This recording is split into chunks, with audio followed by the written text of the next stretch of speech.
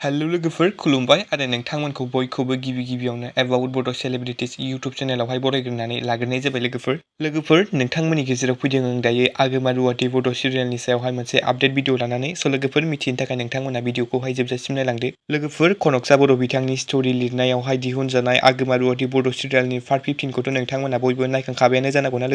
ओमफ्राय लोगोफोर नोंथांमोना जाय आगोमा रुवाति बड' सिरियालनि पार्ट 15खौ दाबो नुवाखै नोंथांमोना बगाजुलि कमेडियान इउटुब चेनेलावहाय थांनानै नायनो हासिगोन लोगोफोर आरो जाय नोंथांमोना आगोमा रुवाति बड' सिरियालनि पार्ट 15खौ नायखांबाय नोंथांमोना दायो पार्ट 16खौ नायनो थाखाय एक्साइटेड जाबाय जानांगौना लोगोफोर आरो गोबाङानो आंनाव कमेन्ट्सबो खालामहरदों आगोमा रुवाति बड' सिरियालनि पार्ट 16खौ माब्ला होगोन होननानै लोगोफोर कनकसा बर' बिथांनि स्ट'रि लिरनायाव दिहुनजानाय आगोमा रुवाति बड' सिरियालनि पार्ट 16खौ नोंथांमोना गाबोन एबा 7 मेआवहाय नोंथांमोना नुनो हागौ लोगोफोर नाथाय बे सियर नङा दि लोगोफोर 7 मेआव बिथांमोना हगारगोन ना हगारा मानोना आगोमा रुवाति बड' सिरियालनि गासै पार्टफोरखौ बगाजुलि कमेडियान इउटुब चेनेला साननै एबा सानथामनि गेजेरावनो दामानि हगारगासिनो ना लोगोफोर बेनि थाखायनो आं गाबोन एबा 7 मेआवहाय नुगोन होननानै नोंथांमोननो खिन्थानाय जादों लोगोफोर नोंथांमोना जाय आगोमा रुवाति बड' सिरियालनि पार्ट 16खौहाय नायनो थाखाय नेनानै दं आसा खालामो बगाजुलि कमेडियान इउटुब चेनेला बेखौ गाबोननो एबा थाबैनो आपल'ड खालामगोन आरो जाय नोंथांमोना आगोमा रुवाति बड' सिरियालनि पार्ट 16खौ नायनो थाखाय नेनानै दं नोंथांमोना एसे नेनानै थाथ'दो